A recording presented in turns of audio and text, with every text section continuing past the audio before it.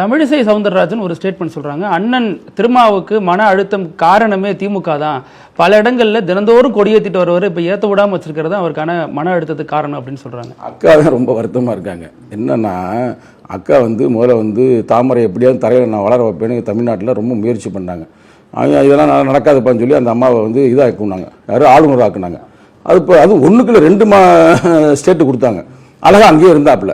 திடீர்னு நான் திருப்பி நான் மாநில தலைவர் வர இதான் கெத்தா இருக்கு அப்படின்னு திருப்பி அந்த அம்மா ரிசைன் பண்ணி இங்கே வந்துச்சு. இங்கே வந்தால் இப்போ எப்படியோ கொடுத்துருப்பாங்கன்னு நினச்சாப்புல, திடீர்னு பார்த்தா இன்னொரு ஆளை கொடுத்துட்டாங்க. அந்த மன அழுத்தத்தில் இருப்பாப்புல. ரெண்டாவது பாவம் ஐயா வேற இப்போ இறந்து போயிட்டார். ஏன்னா அவர் எங்களுக்கு நேரடியான தொடர்பில் இருந்தவர். நாங்கள் பனை விதம் நடும்பொழுது ஐயா வருவார்.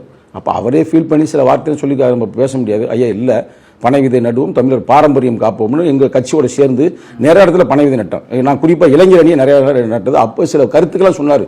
யார் அக்காவை பற்றி, அக்காவை நல்லா தாப்பா வளர்த்தேன், கடைசியில் அங்கே போயிடுச்சு பாப்புன்ற மாதிரி ஃபீல் பண்ணுவாப்புல.